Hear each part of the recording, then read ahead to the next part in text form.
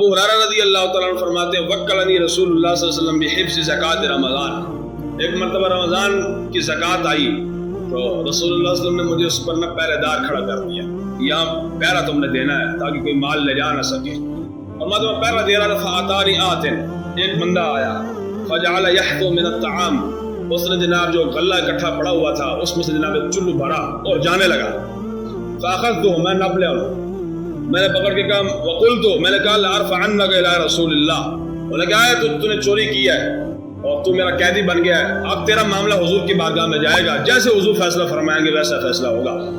وہ جس نے چلو بھرا تھا نا وہ آگے سے کہنے لگا انی محتاج ہوں، میں جناب بڑا ماڑا بڑا غریب آدمی ہے، وعلی عیال، اور میرے بچے ہیں ان کی ذمہ داری میرے اوپر ہے، ولی حاجت شدیدۃ، میری بڑی جناب مجبوری ہے، برائے مہربانی مجھے معاف فرما دے، میرا راستہ چھوڑ دے۔ ابو ہریرہ فرماتے ہیں میرے دل میں رحم پیدا ہوا، میں نے جناب اس کا راستہ چھوڑ دیا، میں کہا جا اپنا کام کر۔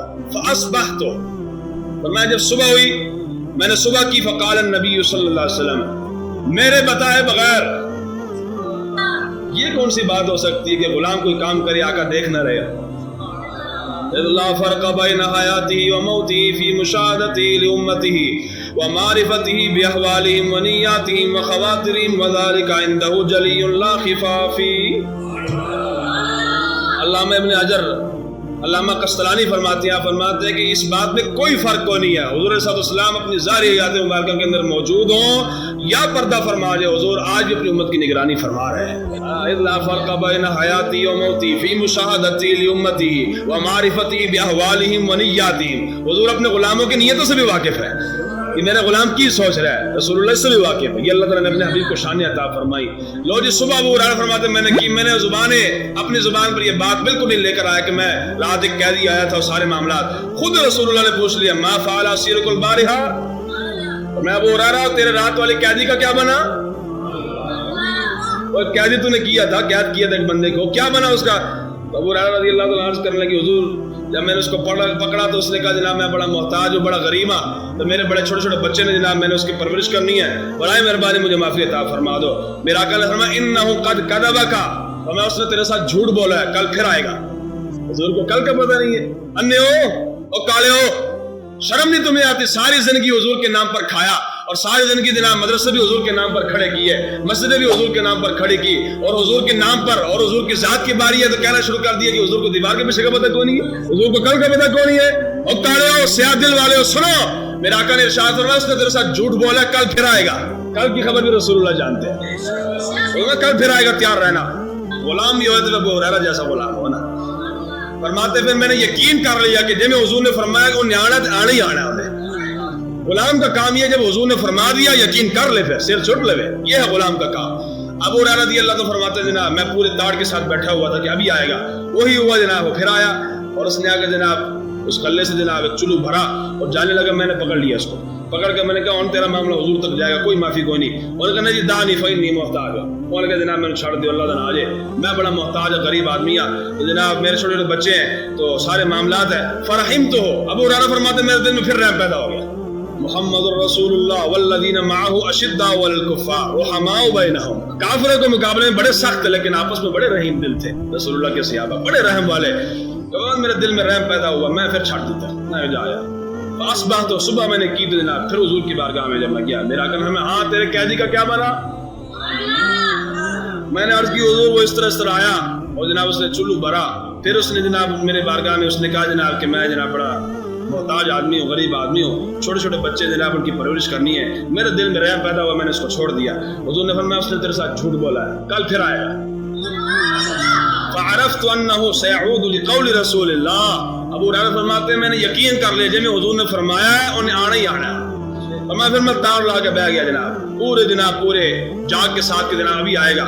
جناب فرماتے ہیں کہ جناب تھوڑی دیر گزری پھر آ گیا، جب آیا تو جناب اس نے پھر جناب چلو بھرا اور پھر جناب جانے لگا، تو فرماتے ہیں جناب میں نے اس کو پکڑ لیا اور پکڑ کر میں نے کہا ہون تیرے معافی کو نہیں ملتی، ہون تیرے جناب کو نہیں چھڑنا، ہون جو مرضی کر رہا ہے جناب، جنہیں ترنے مرضی مار رہا ہے، انہوں نے کہا جناب تو چھڑنا دے کون نہیں ابو ہریرہ، چند ایک کلمات ہیں جو میں تجھے بتا دیتا ہوں جس کا نفع اور فائدہ تجھے ضرور ہوگا۔ اب اس نے جناب ایک حکمت اپنائی کہ میں ان کو کلمات سکھاؤں گا، اور رسول اللہ کے صحابہ پھر ایسے معاملے میں جناب بالکل آگے ہوا کرتے تھے۔ चंद कलिमात सिखाता हूँ तुझे, वो तो करेगा तो क़यामत तक उसको तुझे फ़ायदा जरूर होगा। उसने कहा क्या? कहने लगा इदा आवैत इला फ़िराशिका फ़क़रा आयतल कुर्सी, और मैं जब भी तो अपने बिस्तर पर आने लगे और सोने का इरादा करने लगे, आयतुल कुर्सी की तिलावत कर लेना, पूरी आयतुल कुर्सी की तिलावत कर लेना। क्या होगा? फ़इन्नका लन यज़ाल अलैका मिनल्लाहि हाफ़िज़ुन वला यक़रबुका शैतानुन हत्ता तुस्बिहा, और क़यामत तक ये अमल तुम करते रहोगे कि रात सोने से पहले, बिस्तर पर जाने से पहले, सोने से पहले जनाब आयतुल कुर्सी की तिलावत करते रहोगे, पूरी रात अल्लाह तुम्हारी हिफाजत फरमाएगा, शैतान तुम्हारे करीब भी कोई नहीं आएगा। अबू हुरैरा फरमाता है जब उसने ये मुझे कलिमात सिखाया ना, मेरे दिल में फिर रहम पैदा, मैं जाऊँ तेरी माफी, रास्ता मैंने उसको छोड़ दिया। जब सुबह हुई ना तो रसूलुल्लाह सल्लल्लाहु अलैहि वसल्लम ने फरमाया मा फ़अला असीरुका, ओ वो हुरैरा तेरे कैदी का की बढ़िया? तो कहने लगे मैंने कहा हुजूर उसने मुझे चंद कलिमात सिखा दी है जिसकी वजह से मैंने उसको छोड़ दिया।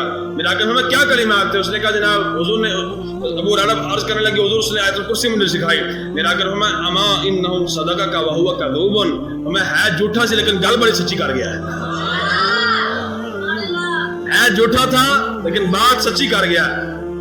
बात बिल्कुल ऐसे ही है, जो बंदा रात को सोने से पहले आयतुल कुर्सी की तिलावत करेगा, पूरी रात अल्लाह तबारक व तआला उसकी हिफाजत फरमाएगा, शैतान उसके।